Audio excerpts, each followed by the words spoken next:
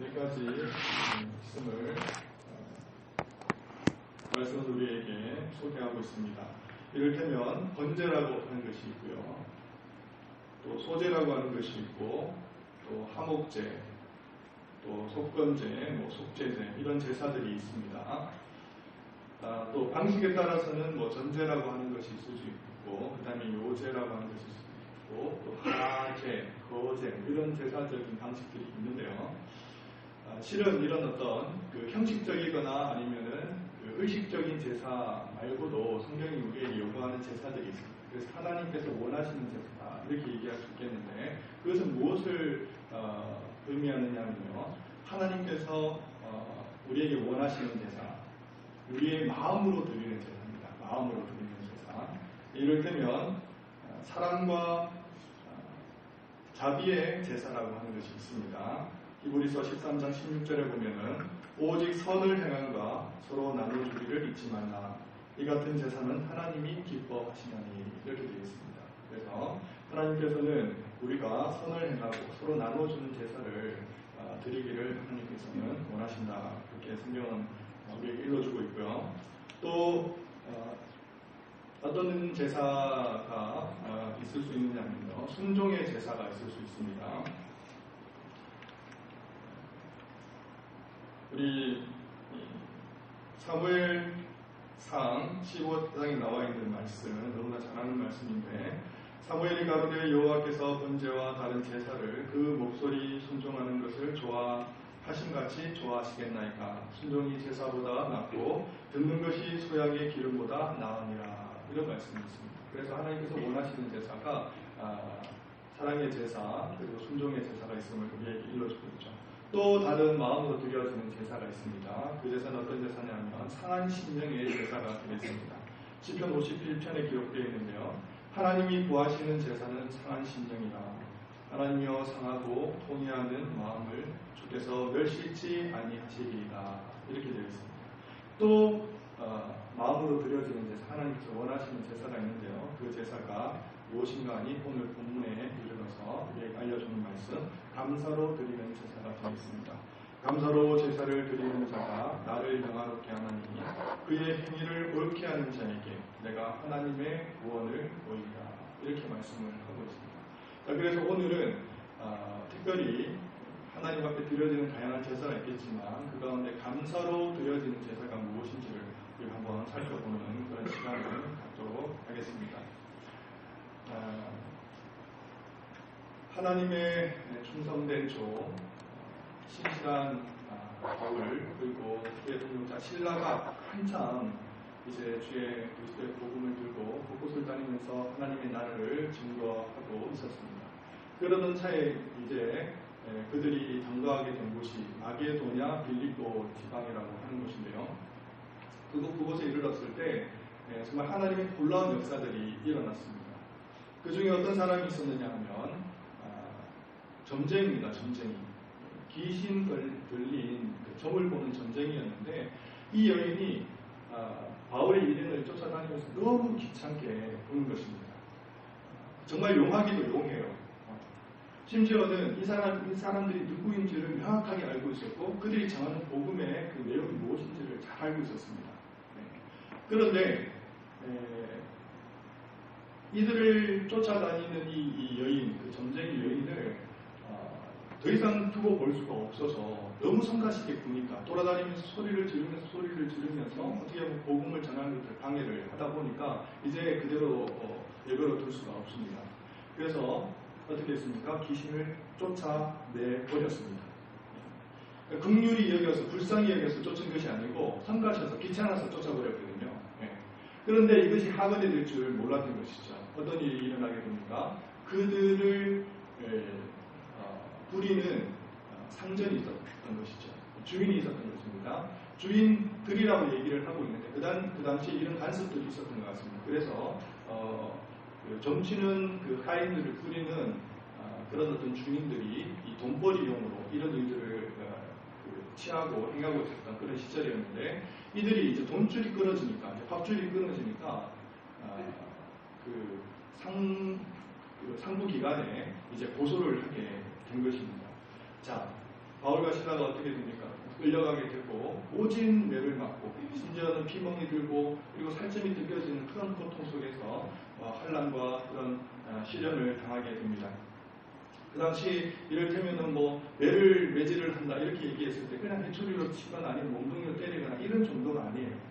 그냥 살점이 뜯겨 나갈 정도로 그렇게 채찍질을 한다고 하는 것이 매질입니다.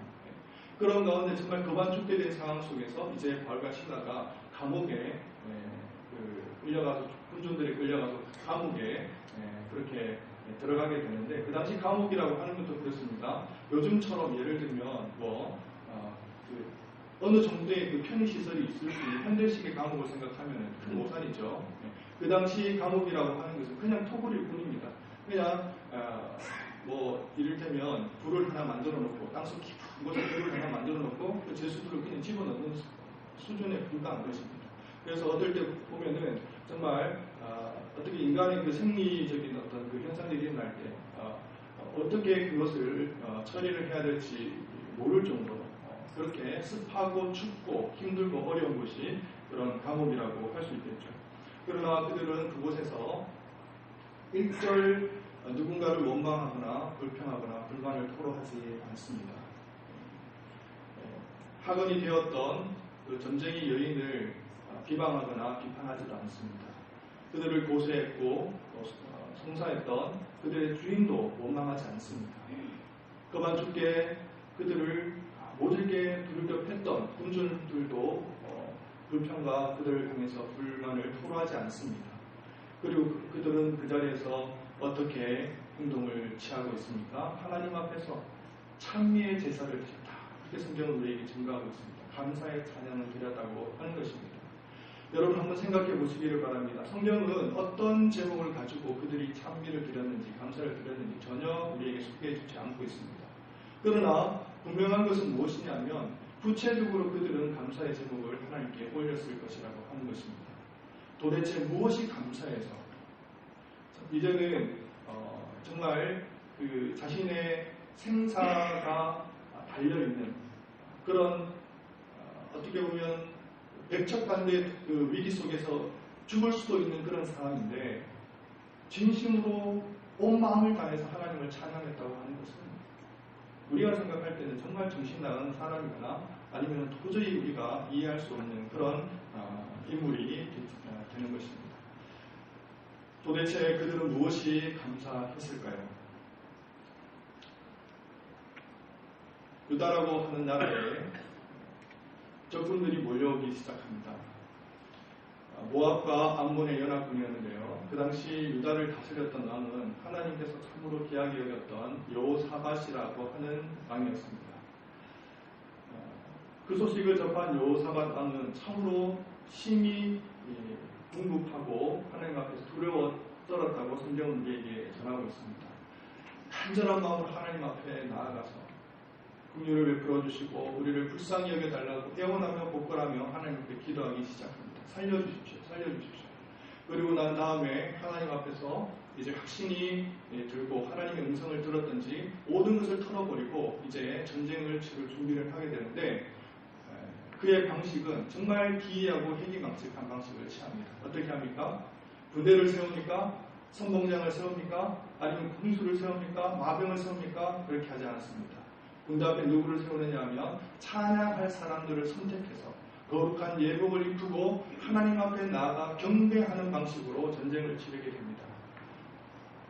찬양대가 거룩한 예복을 입고 여호와 하나님 앞에서 그의 인자하심을 찬양하며 감사하면서 외치며 우렁차게 나아가기 시작합니다. 두고와 전투가 이제 벌어졌습니다.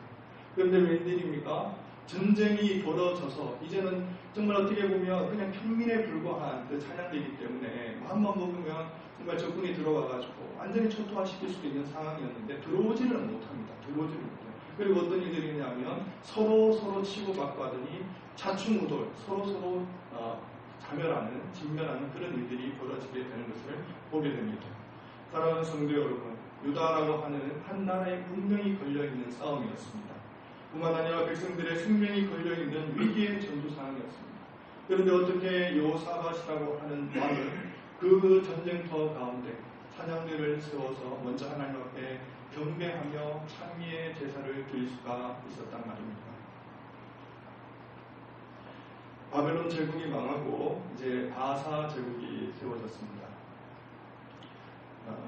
그때에도 바벨론 제국 시절에 정말 명성을 떨쳤던 그 다니엘이라고 하는 그 총리가 여전히 그 다리오라고 하는 그 총애를 받고 그리고 인정을 받게 되었는데요. 서열상으로 보면은 그 왕 다음에 그 1인자로서 여전히 그 총리직을 감당하고 있었습니다. 자, 이때에 다니엘이 정말 많은 사람들로부터 또 인정을 받고 칭송받는 것에 대해서 신의심을 품고 있던 수많은 또 다른 방백들과 고관들과 총리들이 이를 그대로 내버려 둘 수가 없어서 정말 이제 모함을 꾸미기 시작을 하는데 어떤 일들이 벌어지느냐면요. 다리오 왕을 찾아갑니다. 찾아가서 그를 죽여 세우면서 하는 얘기가 이제부터 30일 동안 그 누구에게도 어떤 신이나 어떤 왕이나 그 누구에도 구하기를 청하는 자가 있다면 이제 그를 사자굴에 던지기를 간곡히 청합니다. 다리오 왕이여 승인을 하여 주시옵소서. 자, 이때 다리오 왕은 자기가 살아나는 다니엘이라고 하는 총리가 그 생명이 달려 있는지를 전혀 인식을 하지 못하고 그들을 찾아왔던 백관들의 간절한 간구와 그리고 그 간청을 들어주게 되어집니다. 승인을 해버렸습니다. 일단 조서에 왕의 도장이 찍혀지게 되면 왕이라고 하는 신분을 가지고 있다 할지라도 그 조서를 어길 수가 없어요. 그래서 어인이 찍혀있는 그 조서가 백방으로 이제 전국 그 각지에 흩어지게 되고 또 뿌려지게 됨으로 말미암아 개정 불가의 법이 되었습니다. 자, 이제는 대적들이 생각할 때 이 다니엘이라고 하는 친구는 이제 도간에 짙은 지일뿐입니다. 자, 그들이 선택했던 계략은 무엇이었습니까? 이가 하나님을 섬기는 정말 하나님의 신실한 백성이었고 그들이 다니엘이 매일처럼 하루에 3번씩 그 예루살렘을 향해서 기도한다는 것을 너무 잘 알았기 때문에 이것을 가지고 이들은 정말 가진 계략과 이런 그 악독한 짓을 저지르게 된 것입니다. 자, 이 사실을 다니엘이 알았습니다. 그럼에도 불구하고 어떤 일이 벌어집니까? 성경은 이렇게 증거합니다. 다니엘이 이 조서에 왕의 도장이 찍힌 것을 알고도 자기 집에 돌아가서 밑방에 올라가 예루살렘을 향한 창문을 열고 전에 하던 대로 하루 3번씩 무릎을 꿇고 기도하며 그의 하나님께 감사하였다. 그렇게 말씀을 하고 있습니다. 저는 몰랐던 것이 아닙니다. 실수로 잡혔던 것이 아니에요. 알고도 자기 밑방에 올라가서 매번 드려지던 동일한 방식대로 하루에 3번씩 하나님께 기도하였다. 그때 성경은 우리에게 증거해주고 있습니다. 자, 기도하는 것은 이해할 수 있겠습니다. 위기 상황이니까요. 힘들고 어려운 정말 그런 고통 속에 지금 놓여있는 다니엘이 하나님 간절히 기도할 수 있었겠죠. 부르짖을 수 있습니다. 그것은 우리가 이해할 수 있다 손 치더라도 정말 더 놀라운 것은 뭐냐면 의의 반응인데요. 뭐라고 성경은 증거합니까? 그의 하나님께 감사하였더라. 그렇게 성경은 우리에게 전하고 있는 것입니다. 무엇이 감사하였을까요? 지금 이제 그도 바울과 실라나 마찬가지 그리고 여호사밧과 마찬가지로 이제 그의 생명은 총각에 달려있는 그런 상황이 있는데 어찌 무엇이 감사해서 하나님께 무릎을 꿇고 찬미를 하나님께 드렸다고 할 수 있겠습니까? 사랑하는 성도 여러분, 사도 바울은 말씀을 통해서 우리에게 증거합니다. 항상 기뻐하라, 범사에 감사하라 이렇게 말씀하고 있습니다. 아무것도 염려하지 말고 모든 일, 기도와 간구, 너희 구할 것을 하나님께 아뢰라 말씀하고 있습니다. 범사에 감사한다면 여러분 그게 쉬운 것이라고 생각하십니까? 아무것도 염려하지 말고 모든 일에 기도와 간구로 너희 구할 것을 하나님께 감사하라. 이것이 가능한 일입니까? 제가 한 날은 이런 일이 있었습니다. 전혀 저에게 이제 순서가 있었던 것이 아닌데 이제 장례식장에 이제 가게 된 것입니다. 그런데 기도할 사람이 없어서 그 집례하시는 목사님 저에게 기도를 부탁했습니다. 예배 중에 말입니다. 그래서 제가 어떻게 기도를 했냐면요. 하나님 아버지 감사합니다라고 시작을 했습니다. 자, 뜨끔하더라고요. 장례식장인데 하나님 아버지 감사합니다 이렇게 기도를 한 겁니다. 말문이 막히더라고요. 그런데 어느 장의사가 저와 같은 그런 어떤 목회자를 보았던가 합니다. 그래서 자기가 썼던 책에 기독교 그 장례 문화에 신랄하게 비판하는 글을 남겼는데요. 자기가 그때 섬겼던 그런 기독교 장례식장에서 있었던 일인데 무사님이 이제 기도를 하게 된 겁니다. 동일하게 저와 같은 기도를 드렸습니다. 하나님 감사합니다 이렇게 얘기를 한 겁니다. 여러분은 말문을 잃지 못하더라고요. 그러면서 신랄하게 비판하고 비아냥거리면서 글을 쓰기를 어떻게 사람이 죽었는데 감사하다는 얘기가 나올 수 있냐고 그렇게 얘기를 하는 것입니다. 저도 그런 실수를 범했습니다만은 제가 하나님 아버지 감사합니다 하고 곰곰이 생각해 보니까 감사할 제목들이 많더라는 것입니다. 정신을 차리고 하나님 앞에 정말 감사할 제목들을 나열했습니다. 너무나 감사한 일들이 많은 것이죠.